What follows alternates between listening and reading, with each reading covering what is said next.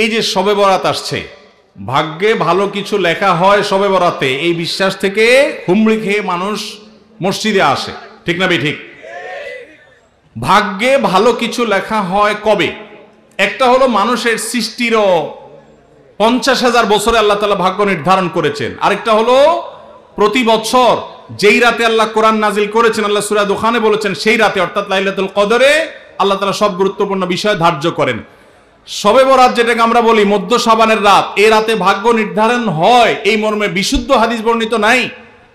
তারপরে আমরা জেনারেলি বলি ভাগ্যে যেন ভালো কিছু আল্লাহ লেখেন, আপনার নসিবে যেন ভালো কিছু আসে, আপনার রিজিকে যেন আল্লাহ বরকত দান করেন, এর জন্য বেশ কিছু আমল আমরা কোরআন হাদিসের আলোকে বলতে পারি, সাজেশন দিতে পারি।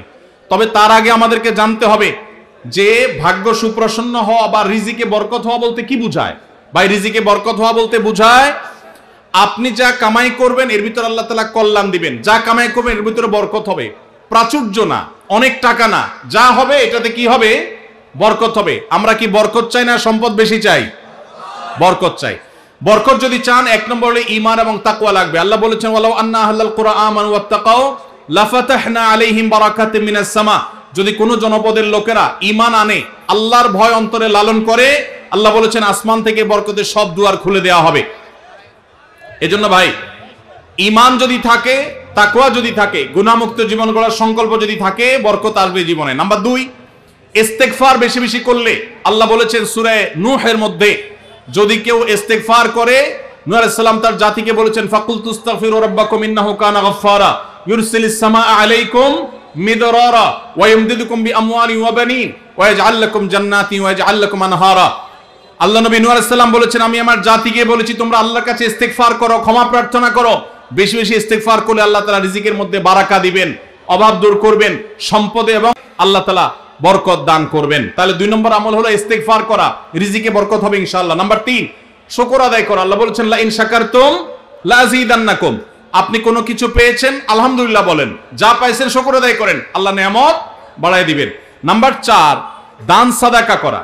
আল্লাহ তাআলা বলেছেন ইয়ামহাকুল্লাহুর রিবা ওয়া ইউরবিস সাদাকাত। আল্লাহ সুদকে ধ্বংস করবেন, তবে সাদকা এবং দান এটাকে আল্লাহ তাআলা বাড়িয়ে দিবেন। এই জন্য কেউ যদি দান করে আল্লাহ তাআলা তাকে কি দেন? বরকত দান করেন তার রিজিকে।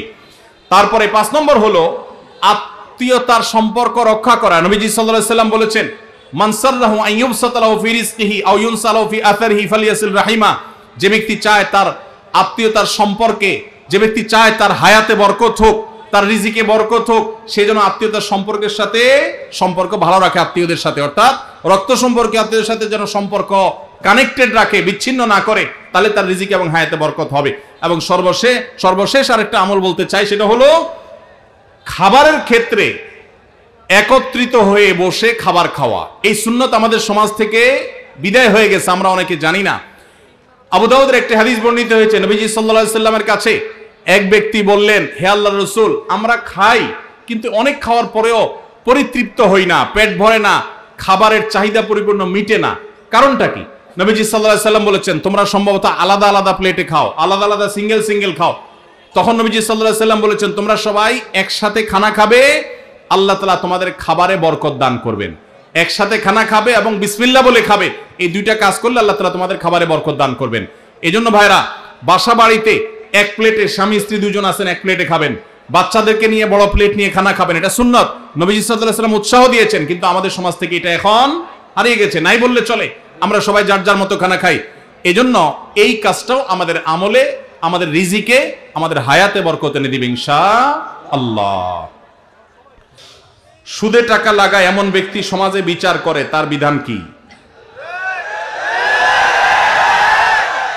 সুদে টাকা লাগায় এই রকম আসামি থাকলে তার নিজেরই তো বিচার করা উচিত, সে আবার কিসের বিচার করবে? মুসলমানদের সমাজে হারামখোররা কখনো বিচারকের আসনে বসতে পারা উচিত না। মুসলমানদের উচিত এগুলোকে সতর্ক করা, এগুলোর ব্যাপারে সতর্ক থাকা। আল্লাহ আমাদেরকে তৌফিক দান করুন। যে সমস্ত মানুষ হারামের সাথে খুল্লম খোলা সম্পর্ক, মুসলমানদের সমাজে কিভাবে তাদেরকে বিচারক হিসেবে ডাকেন? আর ভালো মানুষের কি অভাব পড়ছে এলাকায়? সুদখোর ছাড়া ভালো মানুষ কি নাই এলাকায়? তাহলে কেন সুদখোরকে দিয়ে বিচার করতে হবে? যে আল্লাহর ভয় যার মধ্যে নাই, সে কিভাবে ন্যায়সঙ্গতভাবে বিচার করবে? কিভাবে আশা করা যায়? আল্লাহ আমাদের ভাইদেরকে সবাইকে হেদায়েত দান করুন। যারা সুদের কারবারে জড়িয়ে আছেন, আল্লাহর ভয়ে হারাম থেকে সরে আসুন। আইডি কার্ড ও পাসপোর্ট বানানোর কাজ করা হালাল নাকি হারাম? আইডি কার্ড বা পাসপোর্টের কাজ, অর্থাৎ কারোর আইডি কার্ড পাসপোর্ট লাগবে, সেটার জন্য কাগজপত্র রেডি করলেন, অনলাইনে ফর্ম ফিল আপ করে দিলেন, এসব কাজ টাজ করে আপনি ফি নিলেন, এটা জায়েজ আছে। কিন্তু আপনি আইডি কার্ড এবং পাসপোর্ট অবৈধ উপায়ে যেটা পাওয়ার কথা না সেটা পাওয়াই দিবেন, যেটা 10 দিনে পাওয়ার কথা সেটা 5 দিনে পাওয়াই দিবেন, এই রকম করে যদি আপনি অফিসারদের সাথে তলে তলে লিঙ্ক করে ঘুষের লাইন করে আর ক্লায়েন্টের কাছ থেকে টাকা নেন, তাহলে সেই উপার্জন আপনার হারাম। কথা কি বুঝাতে পারছি? একটা হলো যে আপনার একটা দোকান আছে, কম্পিউটার দোকান আছে, নেট সার্ভিস আছে, আপনি অনলাইনে ফর্ম ফিল আপ করে দিলেন, কাগজপত্র আগায় যোগায় দিলেন, এটার জন্য ফি আপনি 2000 4000 আপনি নিতে পারবেন। কিন্তু আপনি ক্লায়েন্টের কাছ থেকে অতিরিক্ত টাকা নিয়ে ওই পাসপোর্ট অফিসার, এনআইডি কার্ডের ওই অফিসারে আপনি ঘুষ দিলেন, দিয়া আপনি কাজটা করে আনলেন। এই ঘুষের কারবার করে অবৈধ কাজ করলেন, আগের দেরির কাজ আগের করাইলেন, লাইন ব্রেক করাইলেন, নানামুখী যে শয়তানিগুলো আমাদের দেশে হয়, অবৈধ কাজ হয়, এগুলোর জন্য যদি টাকা লেনদেন করেন, তাহলে আপনার এই ব্যবসা হালাল হবে না।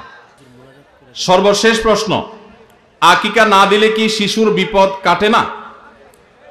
আকিকা না দিলে শিশুর বিপদ কাটে না এমন কোনো কথা কোরআন হাদিসে নাই। তবে আকিকা দেওয়া এটা গুরুত্বপূর্ণ একটা আমল। আল্লাহ কাউকে পুত্র সন্তান দান করলে 2টি ছাগল, আর কন্যা সন্তান দান করলে 1টি ছাগল জবে করা, এটা নবীজি সাল্লাল্লাহু আলাইহি সাল্লামের সুন্নাহ। এটা জন্মের 7ম দিনে, না হলে 14তম দিনে, না হলে 21তম দিনে করবেন। সেটাও যদি কোনো কারণে না হয়, পরে যে কোনো সময় করলেও আদায় হয়ে যাবে। এমনকি কারো শিশুকালে যদি আকিকা দেওয়া না হয়, বড় হওয়ার পরে তার আকিকা দিলেও আদায় হয়ে যাবে। এই আকিকা এটা না দিলে যে বিপদ কাটে না এরকম কোনো কথা নাই। তবে হ্যাঁ, বিভিন্ন হাদিসে নবী সাল্লাল্লাহু আলাইহি সাল্লাম বলেছেন, কুল্লু গুলামিন মুরতাহানুন বিআকিকাতিহি, বাচ্চার এটা আকিকার উপরে সে অনেকটা ডিপেন্ডেন্ট থাকে।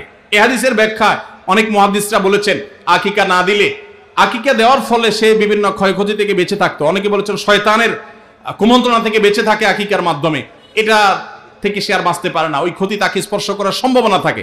তবে কেউ আকিকা দিতে পারলো না, অন্য কোনো আমল করলো তার সন্তানের জন্য, আল্লাহ তাআলা তাকে সেভ করতে পারেন। এমন কোনো কথা নাই যে আকিকা না দিলেই তার সন্তানের বিপদ কাটবে না। তবে আকিকা দেওয়া উচিত, এর মাধ্যমে সন্তান নানাভাবে উপকৃত হয়, নানাভাবে সেভ থাকে, নিরাপদে থাকে। আল্লাহ আমাদের যাদের সামর্থ্য দিচ্ছে তাদেরকে আমল করার তৌফিক দান করুন।